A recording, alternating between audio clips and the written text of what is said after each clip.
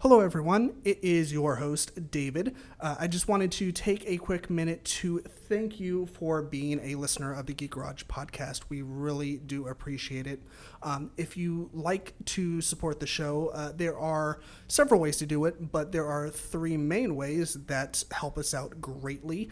The first two happen to be the easiest and the cheapest ways for you. The first is to simply subscribe to the podcast.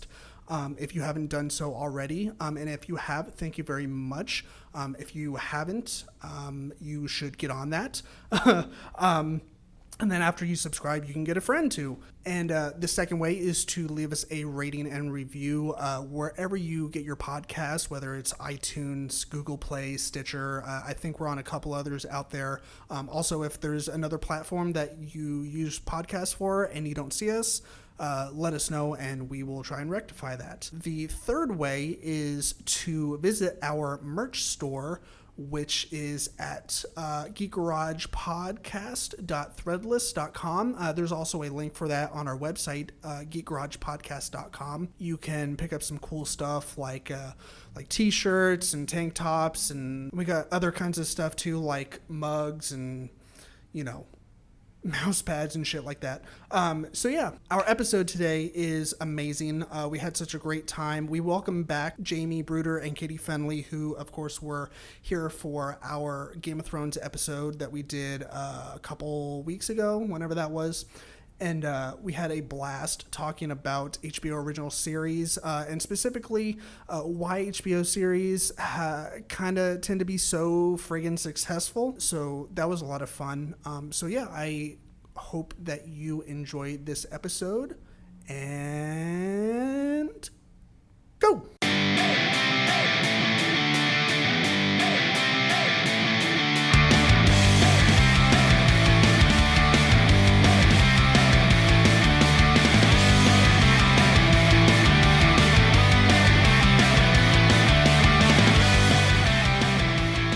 All right, well, DJ Daddy is in the building. Where Jaime B and Catie with the C are in the building. What? Today we got an excellent show. I can't really talk like that the whole time. Excellent show. Excellent show.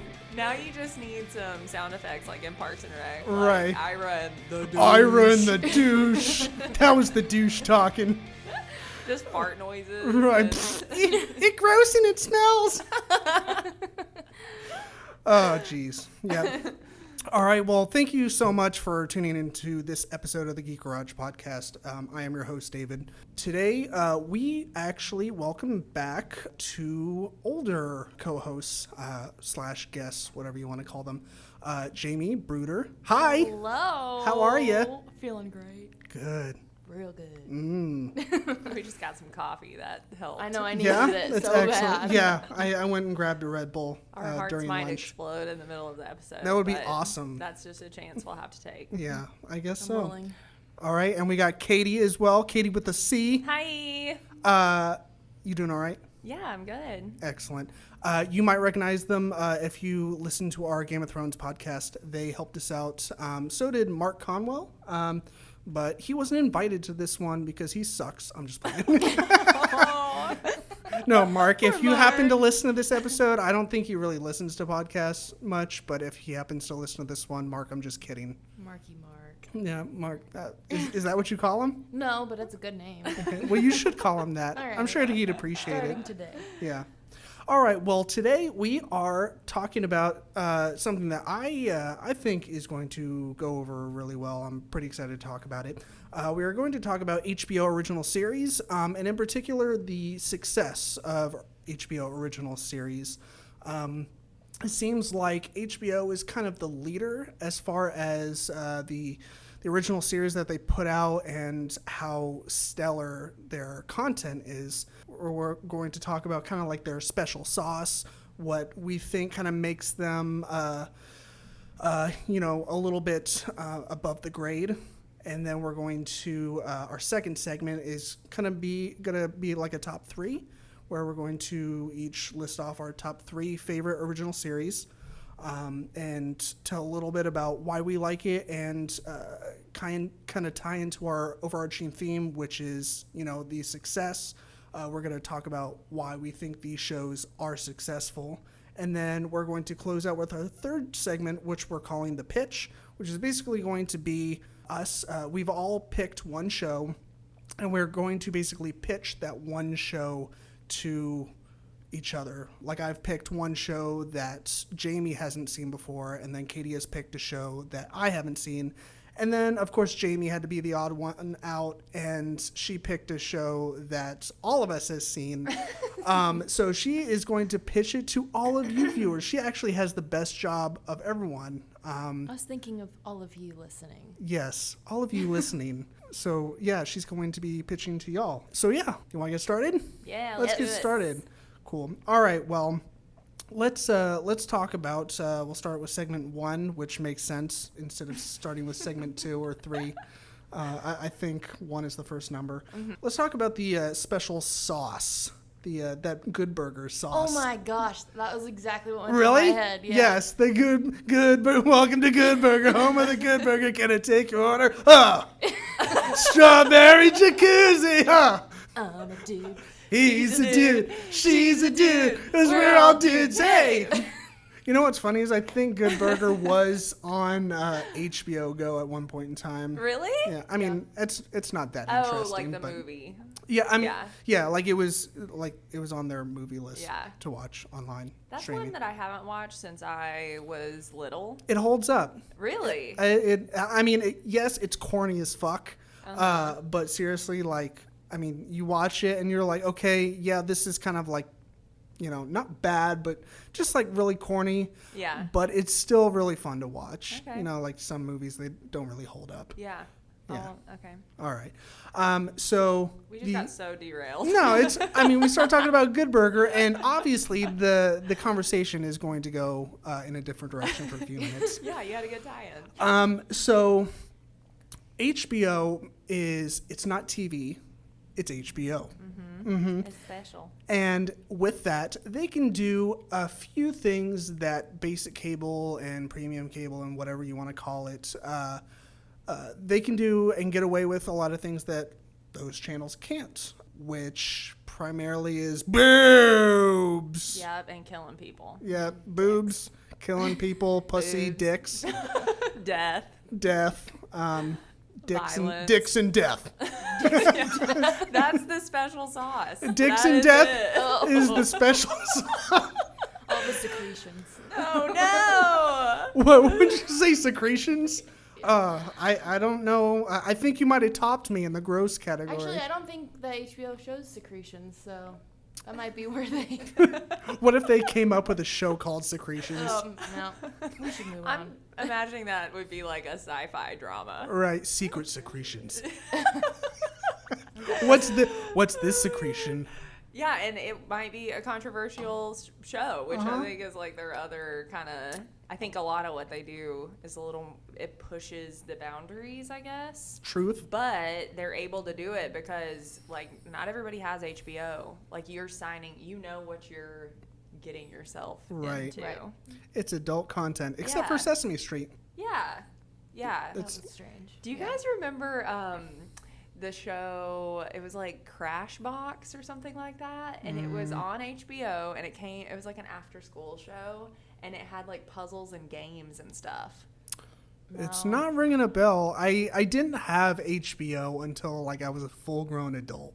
Like, Yeah. I think we might have had it intermittently, like growing up, but we were poor as fuck because there was me and my two other brothers, so my parents couldn't really afford such luxuries. But we might have had it once or twice, like when they were running a special where on your cable package where like you got it free for a month or something like that. My mom was really big into HBO.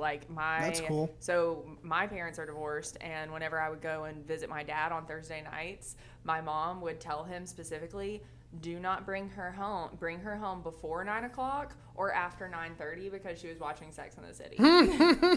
She was like, do not bring her home in the middle of Sex and the City because then it's not good for all of us. Because at the time you couldn't like pause it. Yeah. Then she'd have to be like, okay, thanks, bye, go to your room. And there could be something bad going on. Right. Sex in the City, that came on, was it like right before The Sopranos? It was probably around the same time. Like, I mean, guess like it was. as far as like on the Sunday night lineup, like what did it? I guess it was Sunday night, not Because I Thursday remember nights. like my parents, I think one of the times that they actually subscribed to HBO was for The Sopranos and for Curb Your Enthusiasm. I think Sopranos was early 2000s, and then, I guess Sex and the City was, like, late 90s. Yeah, it was definitely in the 90s Yeah. when it started. Yeah. And it would have been, Sunday is right, too. That would have been another time that I would have been coming home from my dad's house, so that makes sense. Right on. All right. Well, Catie, you have you said you wrote down a few things that you think kind of makes the ingredients in the special sauce. Well, we kind of already touched on, I think, like, the fact that they're able to, like I said, push the boundaries with sex and violence and controversial issues and just show content in general. Right. And part of that is because they're a premium channel, which leads me to my next point is that, the exclusivity of a subscription-only channel. I think, like you said, not everybody has HBO. So I think it's this, when you find other people who, now it's a little more prevalent because you can have HBO Go, people download stuff online illegally, whatever. But I think that when you connect with people, like, oh, you watch that show too, or whatever, it's a little bit more exclusive. Sure. So I think that that's definitely part of it as well. That makes sense. Yeah.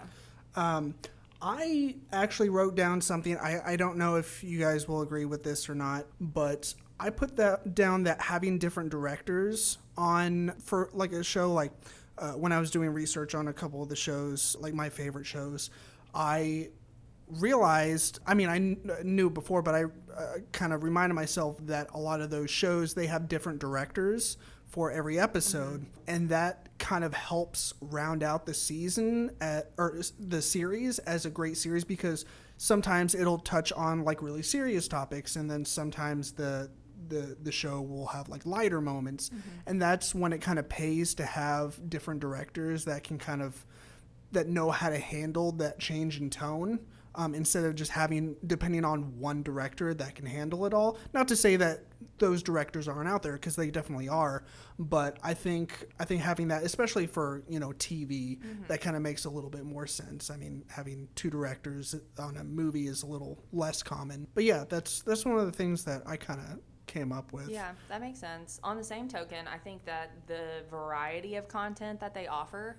So obviously we're kind of focusing on television series. Within that, they've got really serious dramas. They have comedies that get really serious. They have a variety, they have their like weekly news kind of shows. Right.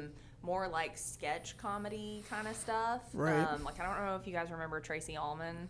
And now she's back. Like, shows like that where it's kind of, or High Maintenance. Have you guys watched that at all? I think you told me to watch that. Yeah, you were a big. Which one is High Maintenance? So it's about a weed delivery guy in New York. Oh, okay. So he's kind of the central familiar. character, but each episode is like about all of these different people that he's delivering weed to. So kind of like the one you're watching that I haven't watched yet, the Room 104. Room 104, yeah. So like just different stuff like that. But then they also have had really great documentaries and,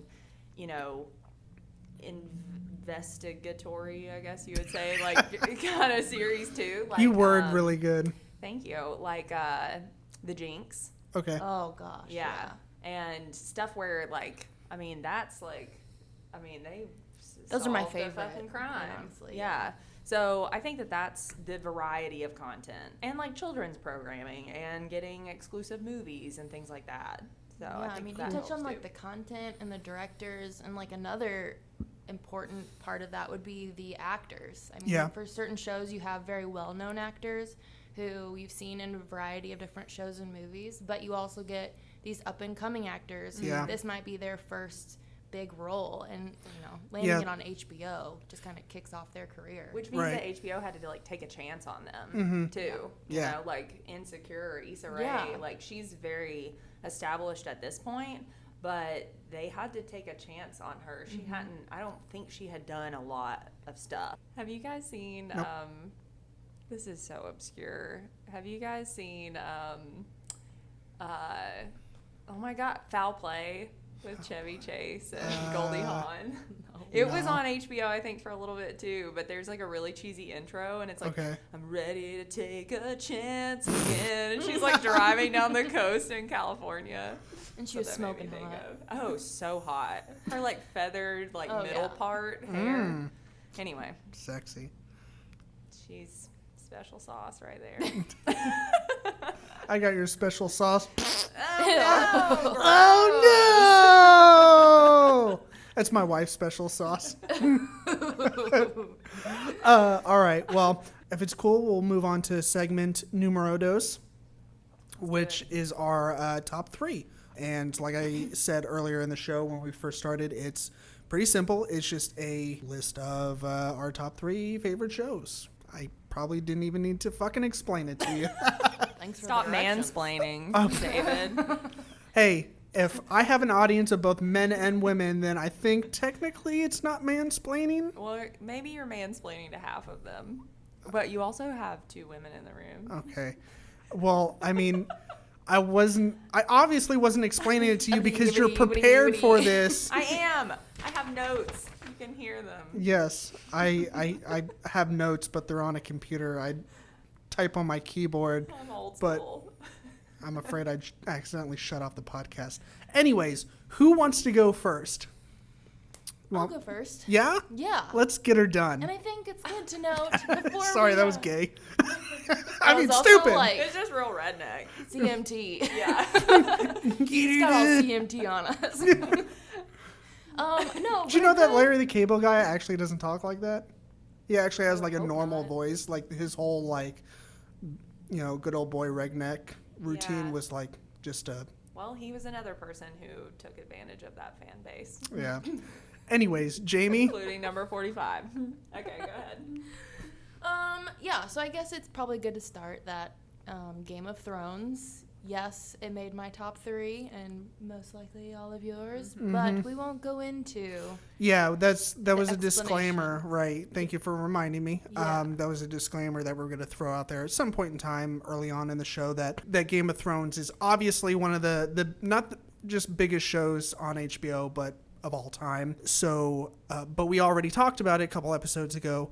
So we allowed ourselves to put it in our top 3, but if it did make our top 3, then we're not really going to talk about it a whole lot. So with that being said, Jamie, go ahead. Yes, my number 1 is Game of Thrones. Yeah? It blows any other show out of the water. I thought you were just going to say it blows every other show. It blows It every other does. show. I don't know. I think it gets blown, but that's neither here nor there. But my other 2 that occupy the top 3 are Westworld and Girls. So Westworld being 2 and Girls Westworld being 3, actually. So Game of Thrones, Girls, Westworld. Oh, okay. Cool. Yeah, sandwich a nice little comedic drama in the middle of that. Sure. So for Girls, why do you think that show, what's the success of that show? What would you attribute some of its success? Yeah, Girls is just an all-around, very well-written, love Lena Dunham to death. I think she just is phenomenal.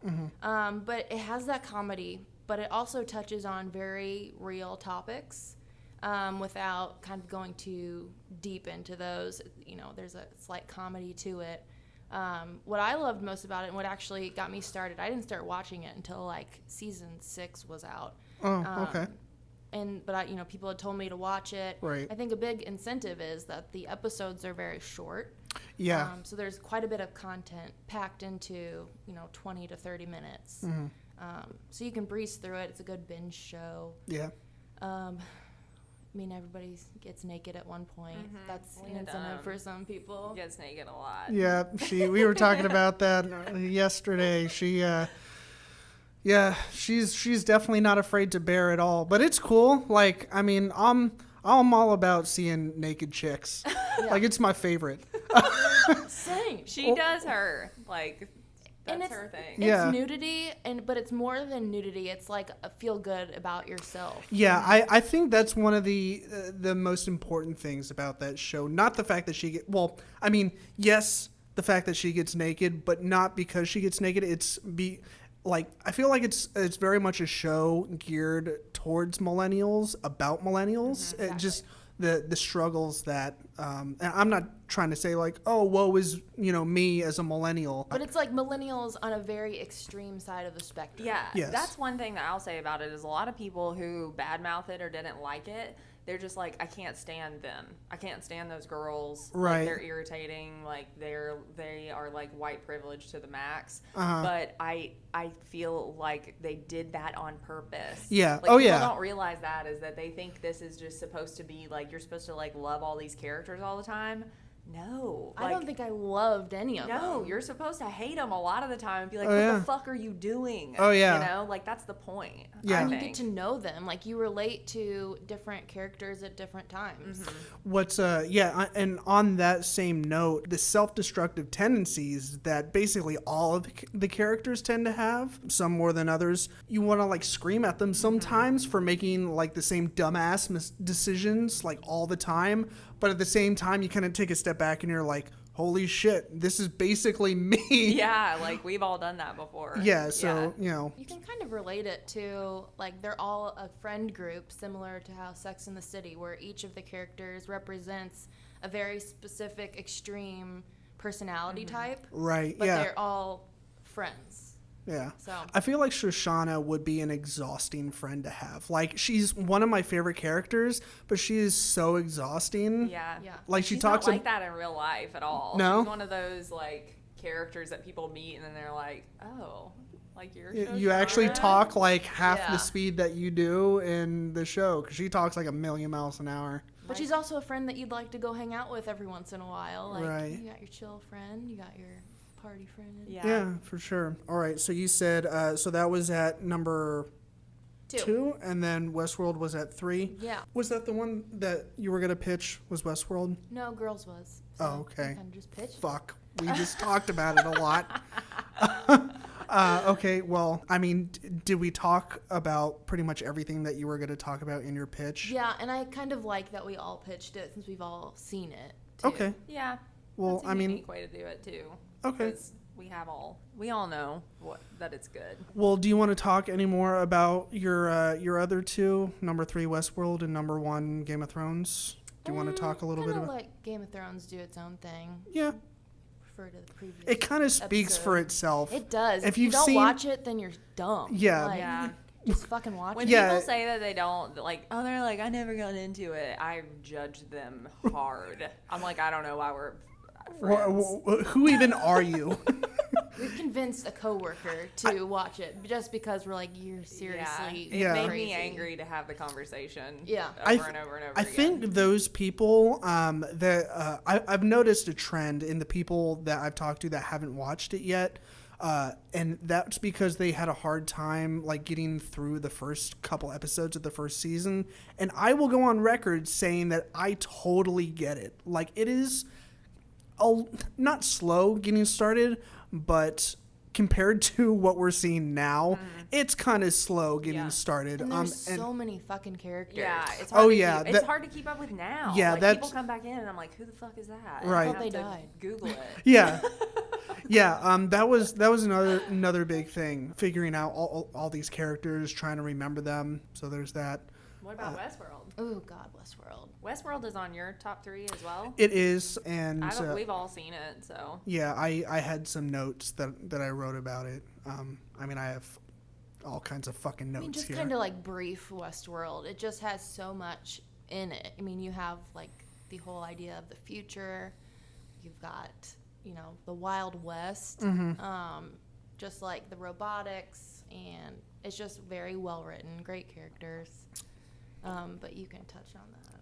Sure, I will. Katie, do you want to go next, or do you want me to go? I can go next. Okay.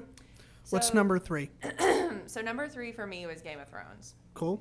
How dare you not put it at number one? I think it says a lot. It's on all of our top threes. But I'm just joking. I mean, it was really hard for me to make my top three. I mean, it wasn't too hard to put Game of Thrones at number one, but there's a lot of quality programming on HBO. Yeah. So yeah, and I've seen a lot of it. Like I have I have a lot on my sheet.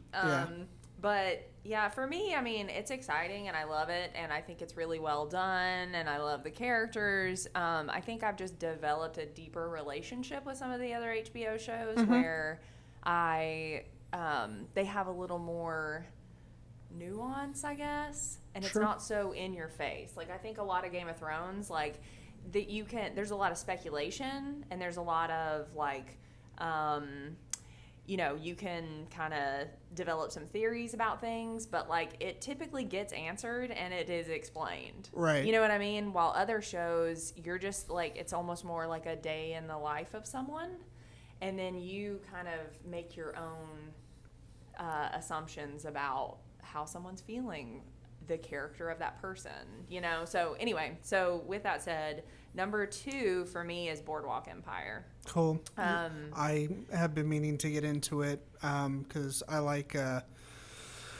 Crazy Eyes.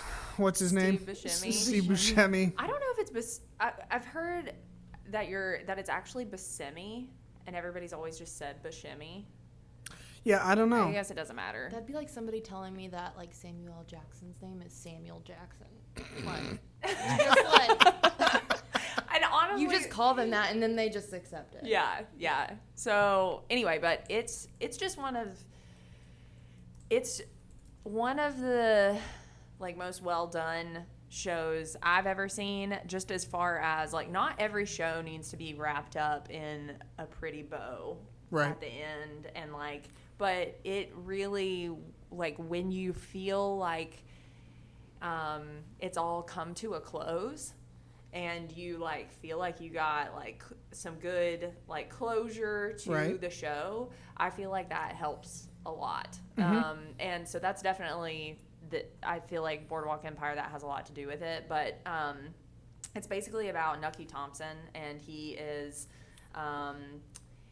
kind of running the show in Atlantic City. His brother is the sheriff, and they are, like I said, just kind of running things during Prohibition.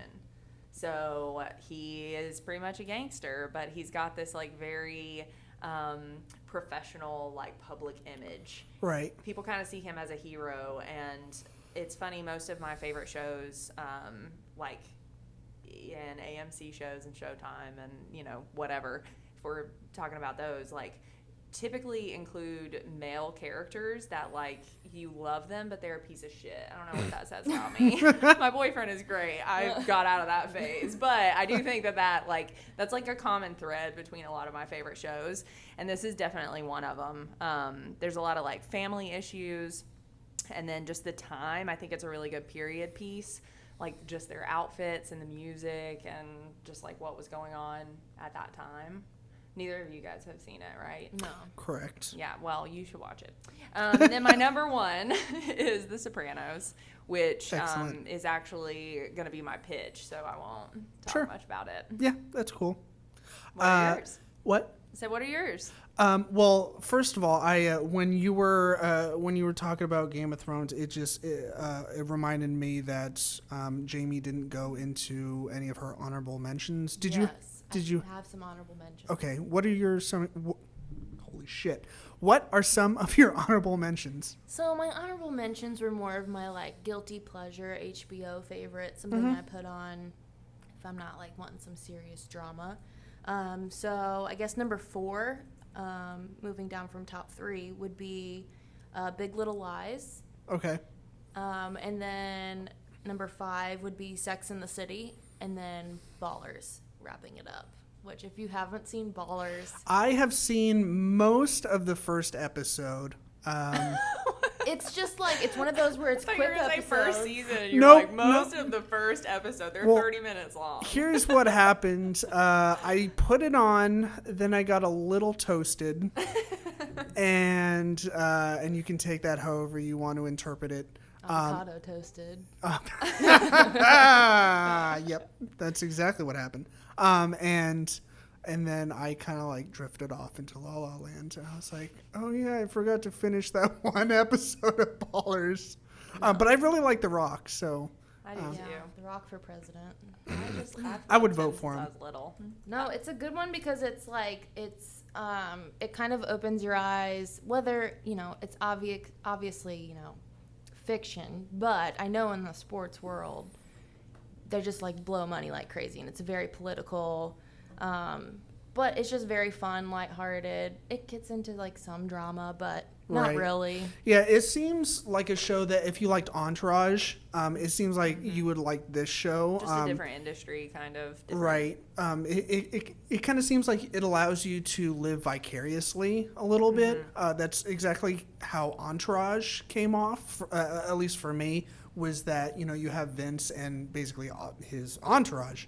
And, he's basically an up-and-coming actor, but he's kind of done, a few big movies, and he's trying to land more roles. But he's still living this very lavish lifestyle because, in Hollywood, in order to stay in the public arena, you have to, the public has to perceive you as basically successful. So he's, buying houses he can't afford and cars he can't afford and stuff.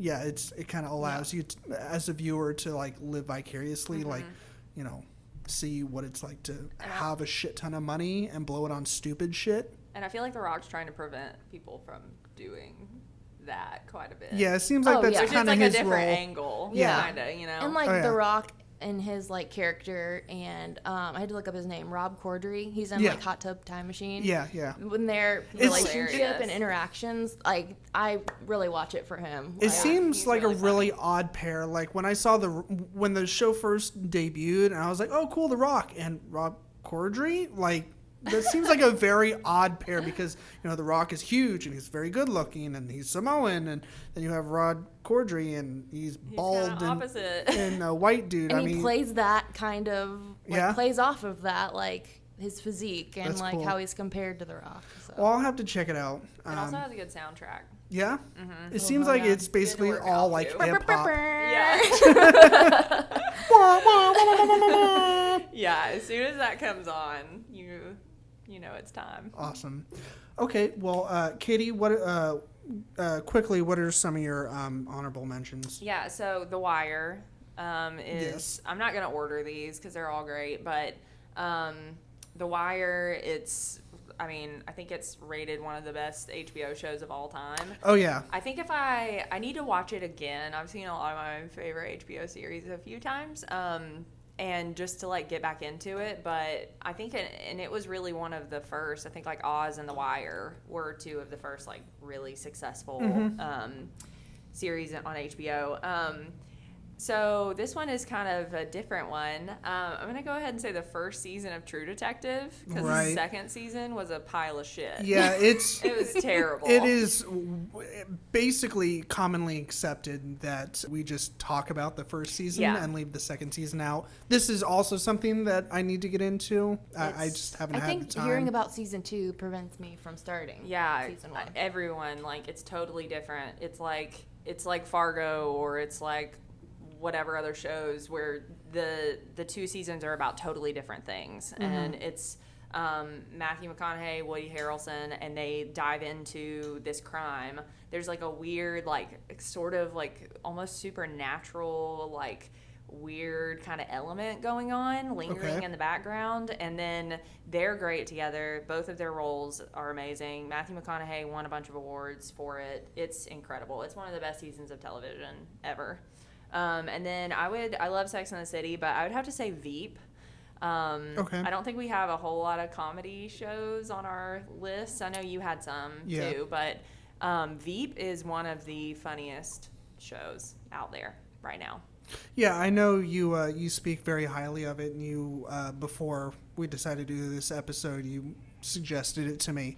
I think that we all have quite a bit of time to kill before the next season of Game of Thrones, unfortunately. But on the other side of that, fortunately, we have several shows to keep us occupied until that time comes along. Yeah, y'all should catch up on that because it is just, it's hilarious. Yeah. And she's won, I don't know how many years in a row for Best Lead Actress in a Comedy Role. Yeah, I know. Like, she's just swept it every year because she's fucking hilarious. Yeah. Julia Louis-Dreyfus is who I'm talking about, by the way. Oh, yeah, I know.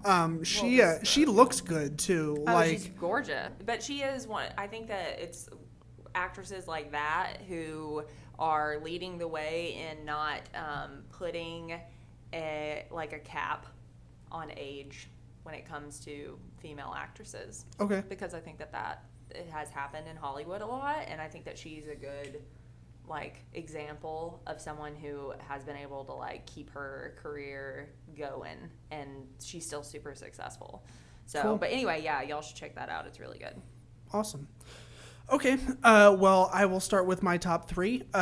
Number 3 coming in is Westworld. Yeah, this show is amazing, and if you haven't seen it, then you should, because it's amazing.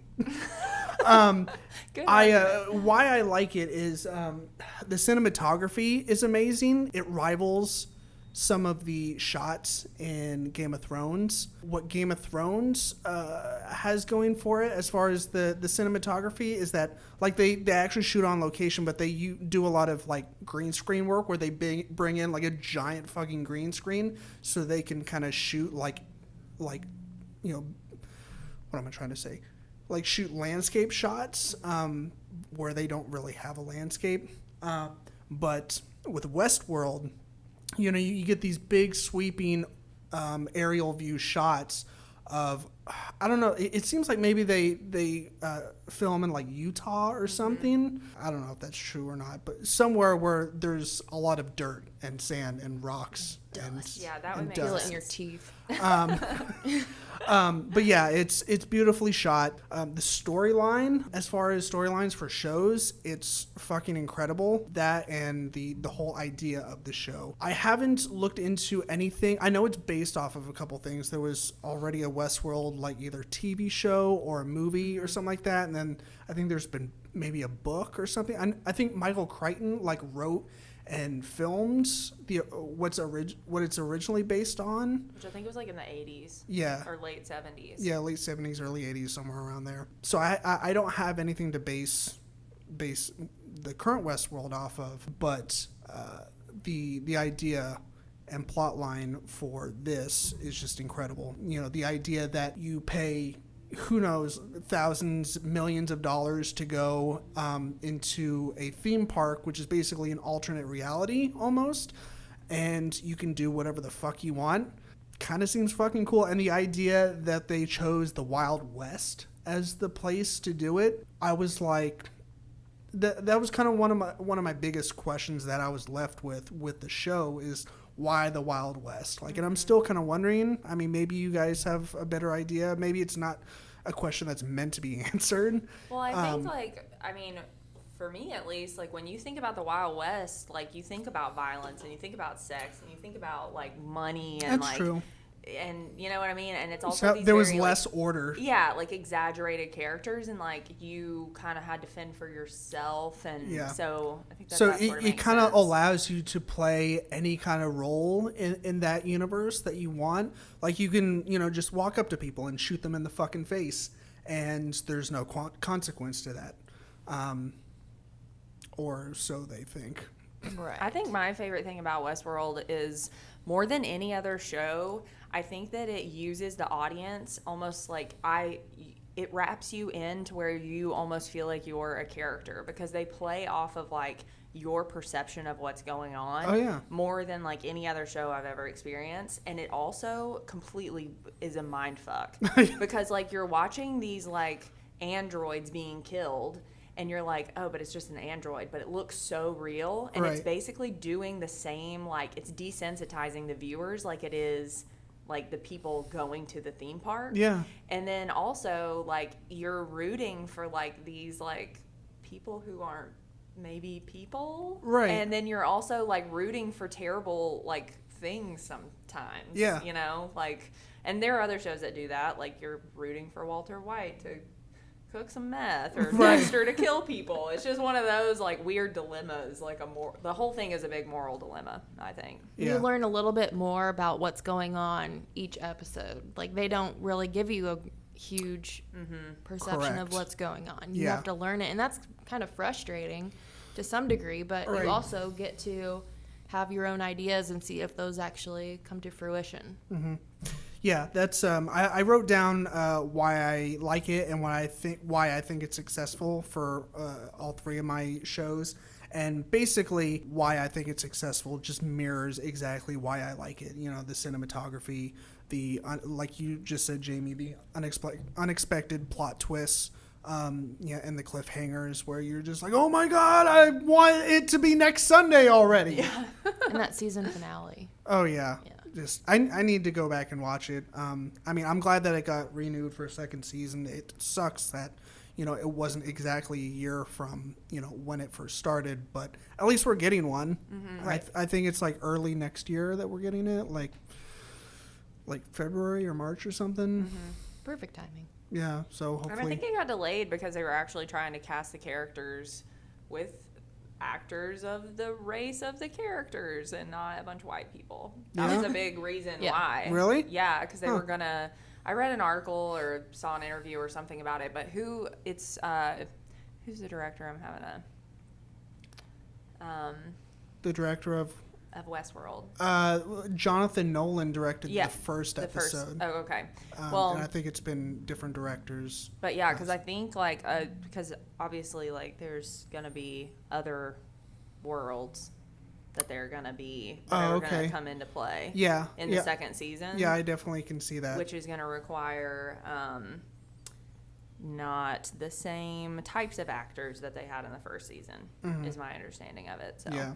And weren't they trying to keep that kind of under wraps? Yeah, that's for the other casting? thing too. Is like they don't want to like if they're casting a bunch of people, then it's very obvious like what way it's gonna go in. I guess is the other thing. That makes sense. Yeah, and I'm all about for casting all different kinds of people. All right. Well, number 2 is 6 Feet Under, and I won't really talk a whole lot about this at all because it is the show that I'm going to be pitching. So yeah, I'll just kind of leave it at that. It's a fucking fantastic show. It's probably the show that I've watched the most, like repeatedly on HBO. It's not necessarily a binge watchy show because not all the episodes, but a lot of the episodes are real heavy hitters where they kind of leave you like, holy shit, like that was heavy. Like So. what is life? Yeah, seriously. What is life? What is love? Baby, don't hurt me. Don't hurt me no more. Okay, so and then I'll just go into my number 1 pick, which was Game of Thrones. And of course, we've in our previous episode and already today we've discussed about why it's so great, particularly Jon Snow's bare ass. Oh yeah. I mean, I'm a straight man, and I think that is just bootylicious. It's peach emoji. It really is. It's so Peach good. emoji, I was hard like, eye emoji. oh, I know he's kind of fucking his aunt right now, but oh, dead ass, girl. Sexual. Yeah. And then Tyrion in the background, like, I was just waiting for him to whip out his little midget cock and like just be like, oh yeah. No.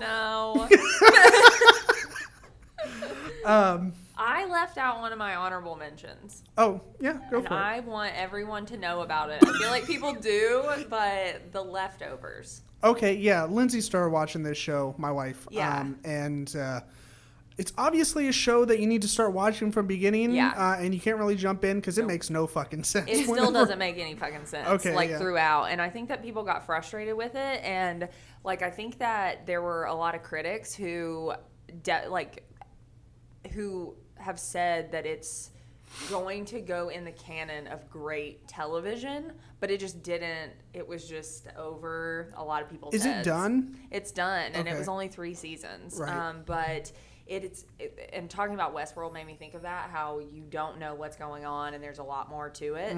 But basically the plot is that like a percentage of the world just disappears. Right. And some people think it's a rapture. Some people, people are looking for answers. And so it's the story of people's journey on, dealing with it.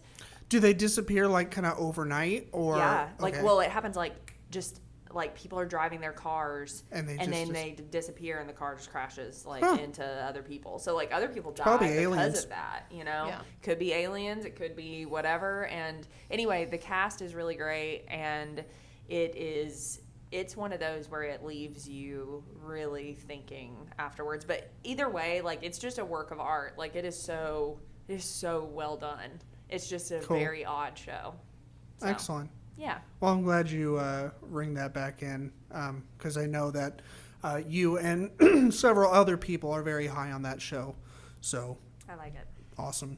Okay, well, some of my honorable mentions. If we did a top 5, I don't know what my number 5 would be. Number 4 would definitely be Silicon Valley, and I wanted to bring that into my top 3 to mix it up because. My top 3 are basically all dramas with action or sci-fi-ness, whatever, and I wanted to throw some comedy in there, and I love Silicon Valley. It holds very close to my heart because it's basically celebrating a particular portion of nerd culture, primarily programmers and just people that have their ear to the ground in the tech industry. So I feel like it has a wide audience, but also a niche audience that really kind of enjoy it. Mm-hmm. It's like a explicit version of The Big Bang Theory, at least when The Big Bang Theory got started, because I feel like that show is kind of catered towards nerds, and it's kind of expanded to the point where a much bigger audience watches The Big Bang Theory now. That's kind of what I want to compare it to. So yeah, there's Silicon Valley. Room 104, of course, I think it just wrapped up its first season. I don't know if it's gotten renewed for a second season, but it's an anthology series where every episode is different, but every episode takes place in the same room, which is obviously room 104. A few episodes are a little lighthearted. There's 1 or 2 that are kind of funny, but for the most part, they're all they're very, very emotional. Some are kind of fucked up. If you've ever watched Black Mirror on Netflix, it's a lot like that. And I know I've talked about Black Mirror so much on the show, and I apologize. What kind of sets it apart from, shows like Black Mirror is that it's not just about the consequences of evolving technology. It's more just crazy sci-fi stuff, and sometimes it's real world issues. And there was one, I just finished it last night, and there was this one episode where these 2 MMA fighters, they're both girls, and the one of them, obviously you can only see the one girl that's staying in the room 104. She's talking to her agent, and she's really angry that in her contract she's supposed to stay in 4-star hotels, and this hotel is a motel, so obviously she's not being accommodated. And so she finds out through her agent that her opponent for the fight the next night is staying in the same hotel, and so she calls her up and invites her over, and they cook up some deal to fix the fight. And so they call up, I think it is a high-end bookie, and they tell her that, hey, we're going to throw the fight, and they're like, oh yeah, we need to tell you which one is going to tap out or whatever. And then they're both looking at each other because they both want to get out of MMA fighting, but neither of them want to lose, or quote unquote lose. Is a big spoiler alert? Did you just tell us the whole episode? No. Okay. That's not really spoiling anything. Okay. Okay. Well, I'll stop there. And so basically that all takes place in the first 3 or 4 minutes of the episode.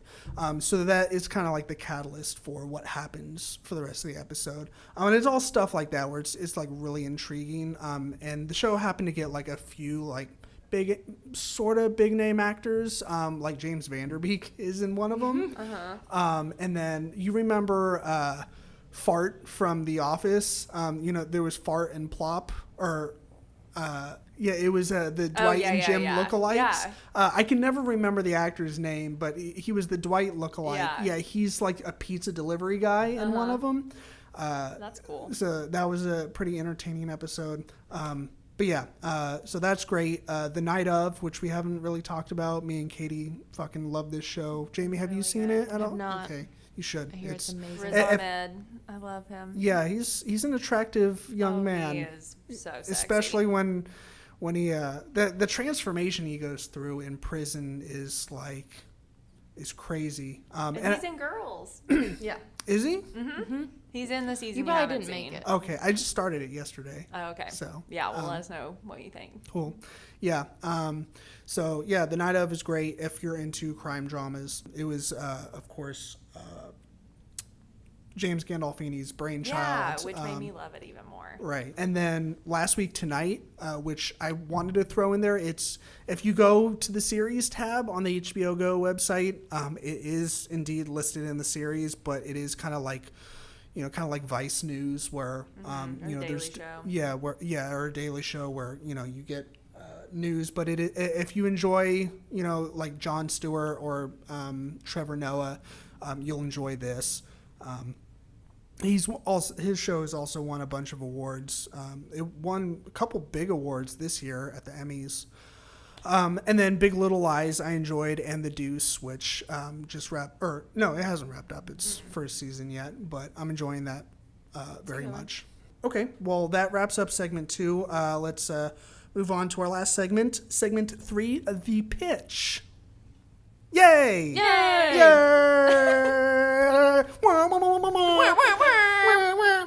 Okay. All right, well, should we have a brawl to see who goes first? Battle Royale! Rock, paper, scissors? That's a little bit nicer. I'll do rock, paper, scissors with you, Catie, and whoever wins will do rock, paper, scissors. Well, I already kind of pitched, girls, so it's really y'all. Oh, okay. Well, yeah, that makes sense. Okay. Why don't you... You want to do rock, paper, scissors? Yeah, and then winner will go first? Sure. Okay. Rock, we got paper, rock, paper, scissors, smash. Ah, fuck. Rock, paper, scissors. Double scissors. Fuck. Double paper. Ah! You got me! Katie wins with the scissors. Thank you, Jamie, for that rock, play-by-play. paper play-by-play for our rock, paper, scissors impromptu match. Okay, so my pitch, like I said, whenever I was talking about my top 3, is for The Sopranos. It is my favorite show of all time. It is so good.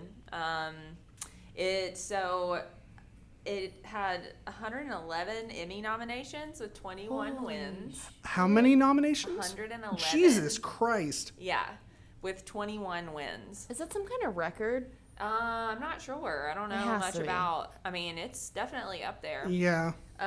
But so, kind of touching on your comment in our special sauce part of the episode.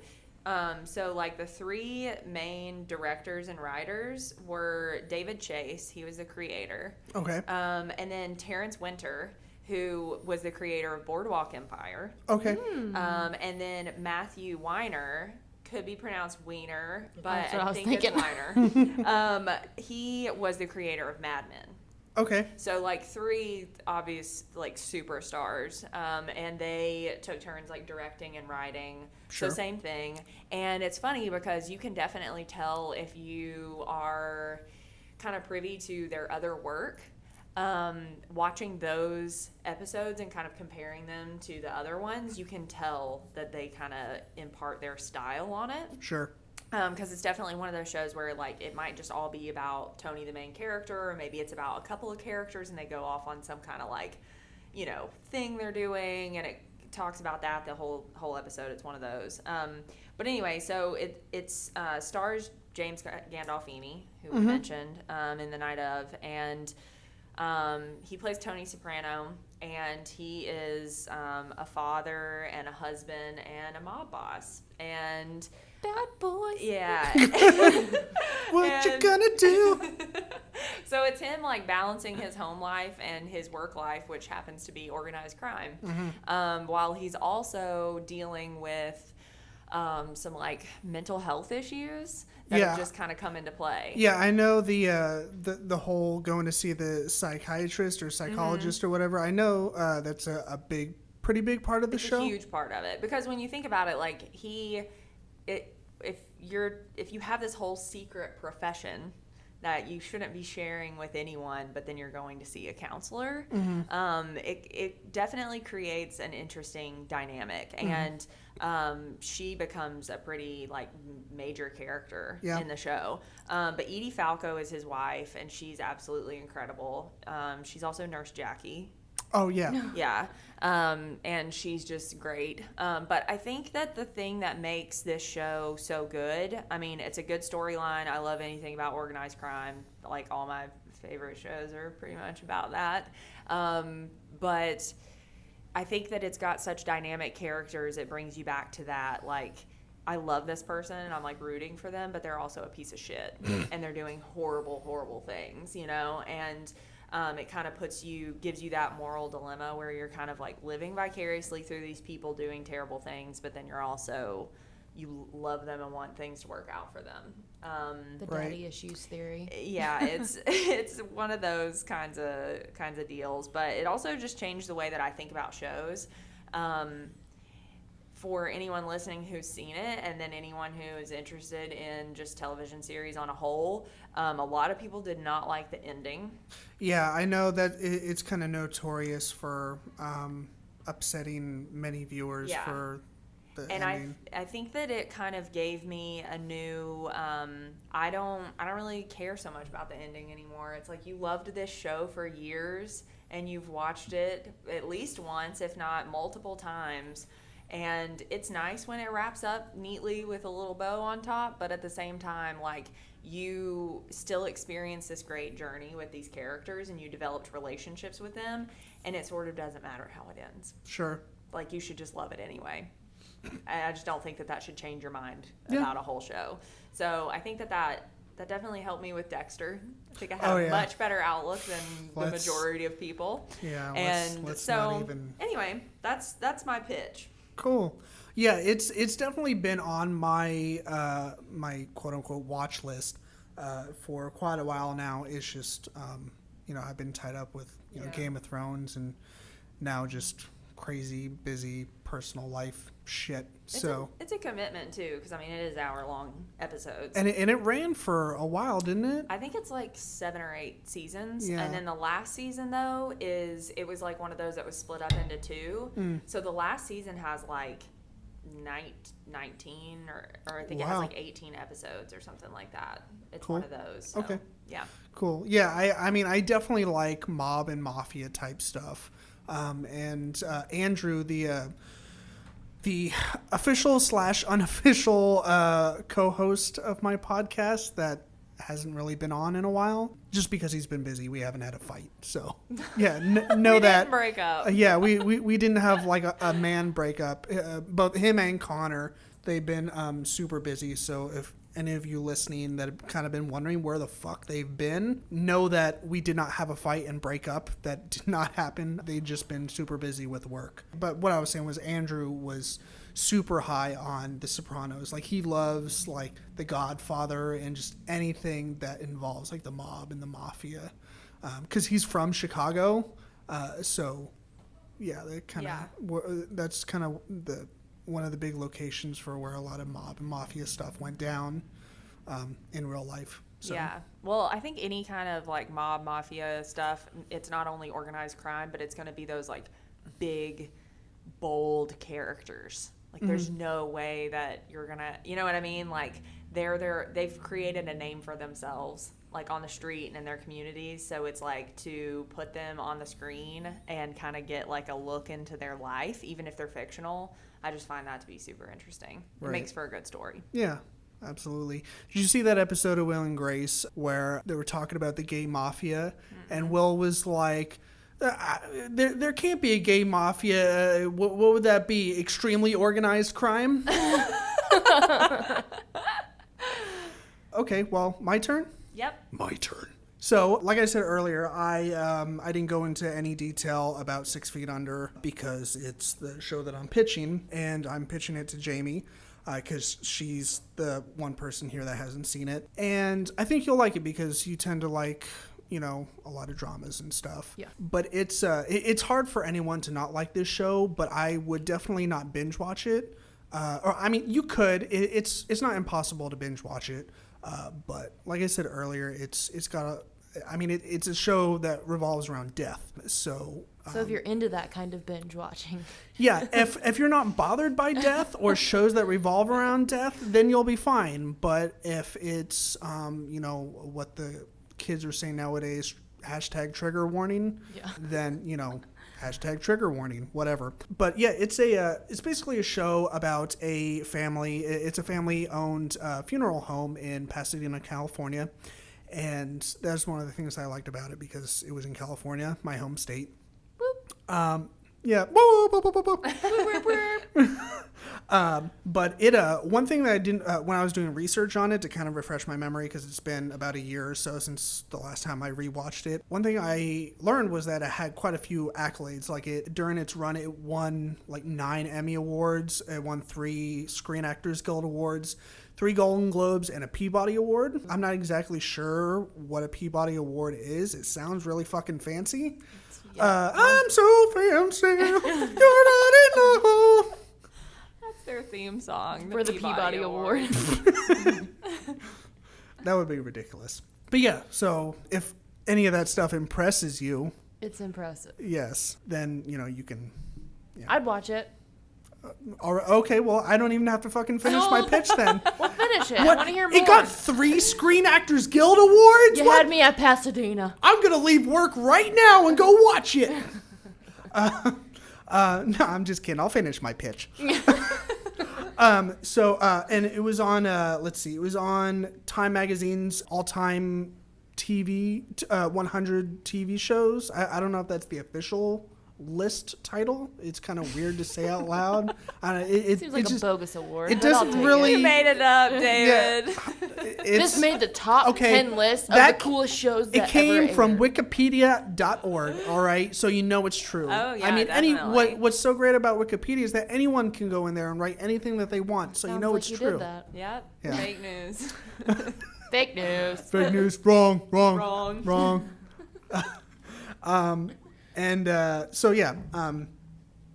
One of the things I like about it is I'm a sucker for great acting and great actors. Every single actor in this show is fucking phenomenal. My favorite is probably Ruth, which is the mom. And I talked with Catie beforehand, whether this was a spoiler or not, but it kind of happens within the first like 10 minutes of the show, and it's kind of essential to sum up the plot. But the dad dies, the one who owns the funeral home, the main owner, or really the only owner, who is, of course, Ruth's husband. It's the catalyst for a lot of what happens in the show. So he dies in a car accident, and it actually has a lot of actors that got their start from this show, like Peter Krause, I don't know how to say his last name. He went on to be Adam Braverman from Parenthood.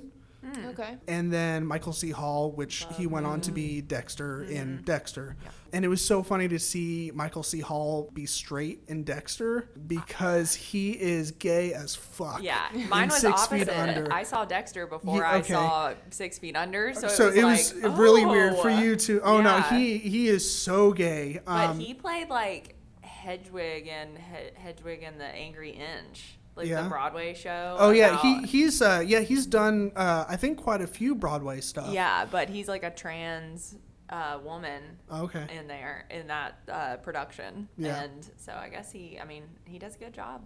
Yeah, I don't know about Peter Krause, but I know that Michael C. Hall, this was pretty much his first screen. I don't know, it was basically his first big break in TV and movies. So one of the things that's kind of neat about the show is that it has a cold open where someone dies at the beginning of every episode, and the way that they die kind of sets the tone for the rest of the show. Like most of the time, not all the time, but most of the time.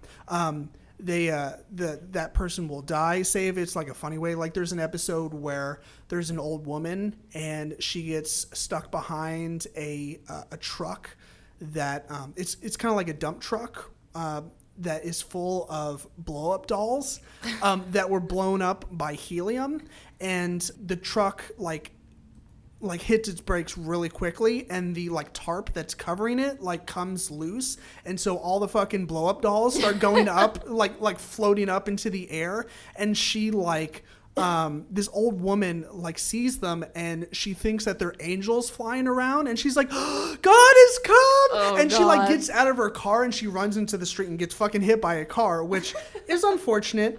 It's fictional, keep that in mind, but it's funny. And it sets the tone. Yeah, and it kind of sets the tone for that particular episode. So that's kind of one of the things that the show does is it's it has a cold open and someone died with the. It's kind of like CSI.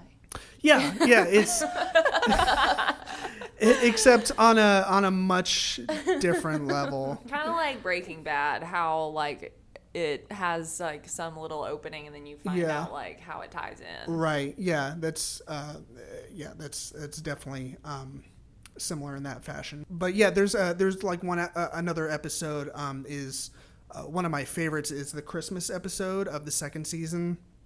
And what happens is a Santa Claus, he's actually part of a biker gang. And so he like gets his Santa suit on and he hops on his Harley to go to his, Santa gig. And he's like waving at kids. He's like they're like, hey, Santa. He's like, oh, hello, kids. And he like gets into a motorcycle accident and dies. In front of all the children? Basically, yeah. And the kids, like, they don't start crying. They're just like, what?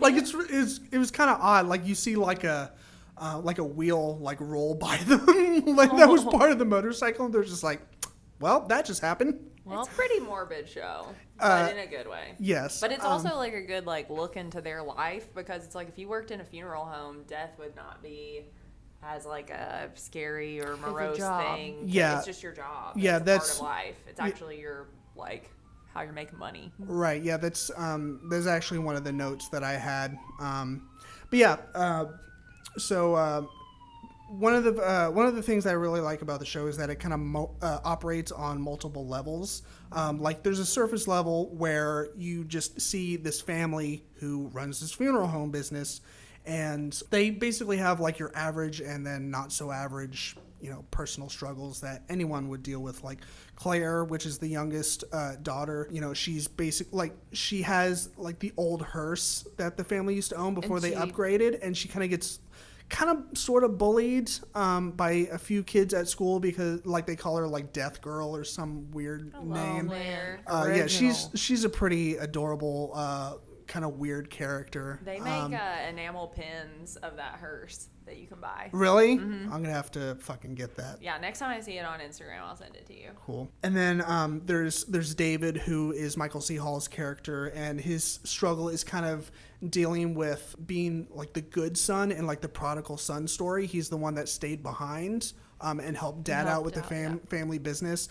And also you kind of get the feeling at the show open where he's been gay for a little bit, but as far as being out of the closet to everyone, it's still relatively new. And at this point, he's not out to everyone in his family. Like I think he's still in the closet for pretty much all of his family. So he's like, dating some guy, but none of his family really know yet.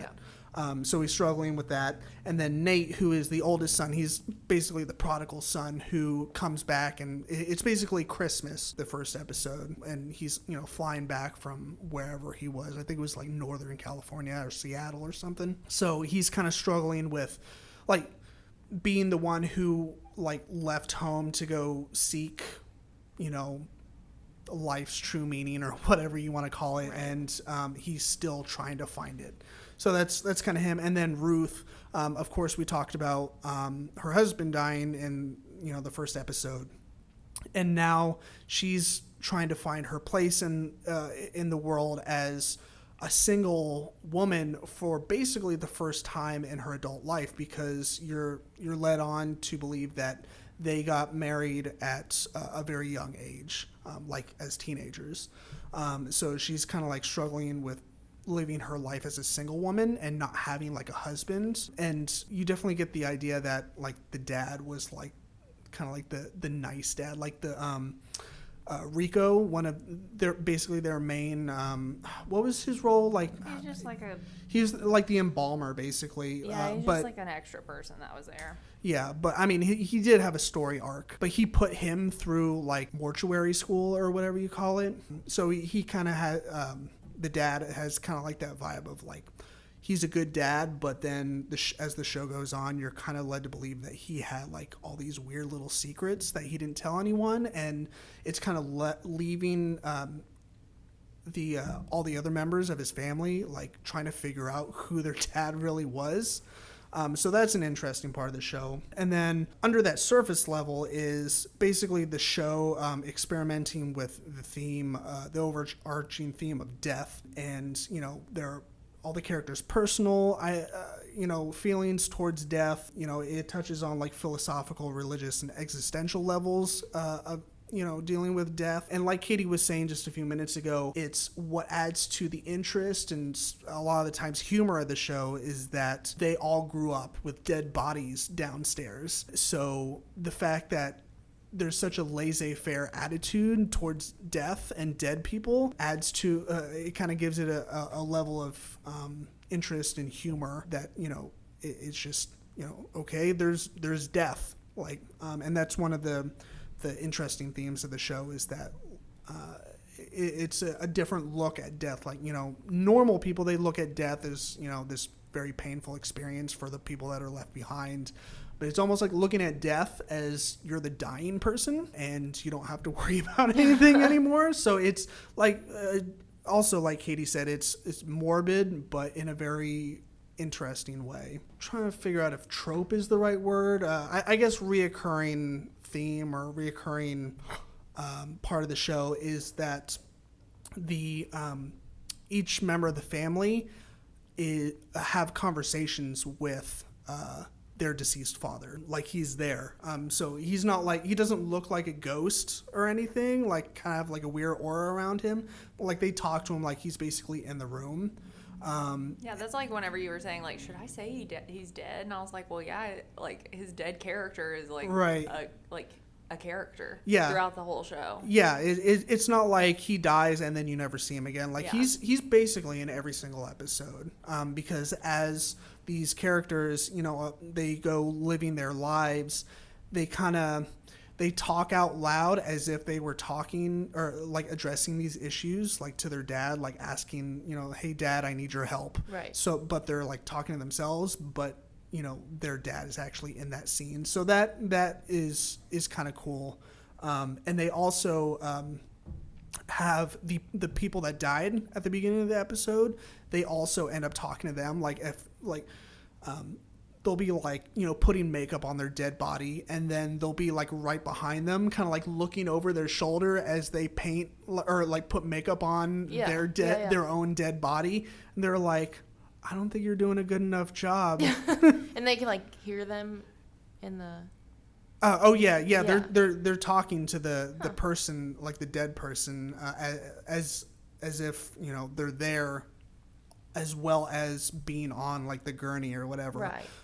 Like there's this one episode where there's this porn star. She doesn't do porn anymore, but she's you could tell she's in her like 50s or 60s, and her cat accidentally knocks her radio into the bath as she's taking a bath and getting ready for a date. And so she's getting like her makeup on or something like that in the mortuary, and it's being done by Michael C. Hall's character, who, like I said, is gay. And she's like standing right behind him or something like that, and she's like, this really not doing anything for you, my big fake ass tits? Like, it's really not giving you any kind of boner or anything?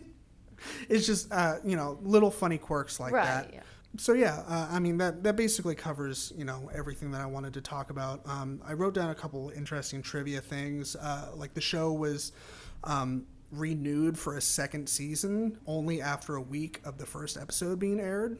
So that was kind of cool. Yeah. Yeah, and then I wrote down that it was Michael C. Hall's first screen role, but of course that kind of came up organically already. So that's pretty much that's my pitch. Was there anything else that you two ladies wanted to cover?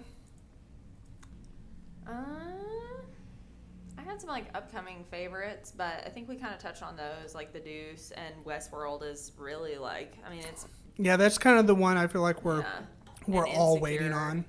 Insecure would be one. Yeah, cool. Woo! That was a good one. Yeah, this was fun. I'm so glad we did this. And it was a little bit longer than our Game of Thrones episode. And guess what? I remembered to turn my motherfucking audio controller on this time. I was gonna ask you, but I didn't want to rub that one in.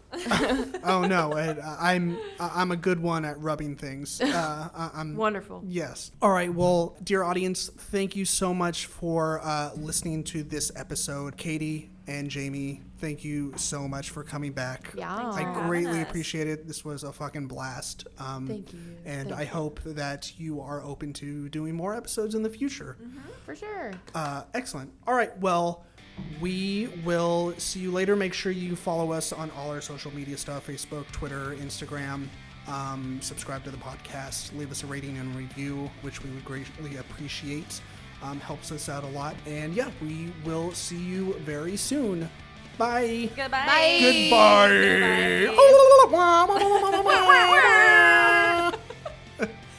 Everyone's like, what the fuck is